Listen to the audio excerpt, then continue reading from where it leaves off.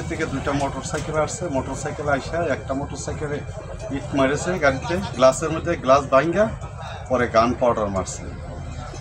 আর মনে করেন আমরা এখানে যারা আসছিল, আমাদের ভাই ব্রাদার আসছিল অনেক, ওরা সবাই মনে করে একটু সহযোগিতা করছে, জায়গায় জায়গাতে পানি কীভাবে কেউ বালু এখানে আনার পরে মনে করেন এই আগুনটা কিছুটা নিয়ন্ত্রণে আছে। পরে আমি ইমিডিয়েটলি মনে করো ফায়ার সার্ভিসকে কল করছি, পরে ফায়ার সার্ভিস আইসে আগুন পুরোটা নিয়ন্ত্রণে আছে।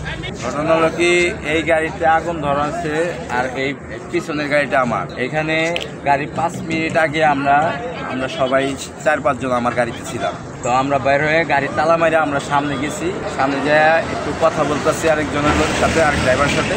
হঠাৎ করে এইদিকে চোখ আসছে, এই আলো আগুন আইসা দেখি গাড়িতে আগুন ধরে গেছে। যখন মানুষজন চিল্লাচিল্লি দিয়েছি, আমরা গাড়ির স্টাফ যা আছি সবাই ধুলা পারি পানি মারি, এই সামান্য একটু আয়ত্তে আনছিলাম আগুন। ফায়ার সার্ভিস যায় পুরা নিয়ন্ত্রণে আছে।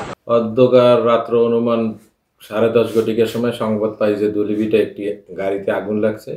উক্ত তথ্যের ভিত্তিতে জরুরি ভিত্তিতে ওখানে যাই এবং যাই দেখতে পারি দুলিবিটা স্ট্যান্ড থেকে প্রায় 100 গজ পূর্ব দিকে রাস্তার পূর্ব পাশে একটি রিং রোডে রাখা রিংয়ের পুরাতন গাড়ি, ওই গাড়ির ভিতরে কিছুটা ধোঁয়া দেখা যাচ্ছে। পরবর্তীতে জানতে পারি যে গাড়ির হঠাৎ করে ভিতরে ধোঁয়া দেখে স্থানীয় লোকজন আগুন দেখছে এবং আগুন নিয়ন্ত্রণে নিয়ে গেছে।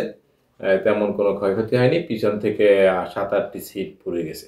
এখন পর্যন্ত আগুনের কারণ কোনো কিছুই পাওয়া যায়নি এবং নাশকতা বা কেউ দিছে এই ধরনের কোনো প্রমাণ পাওয়া যায়নি।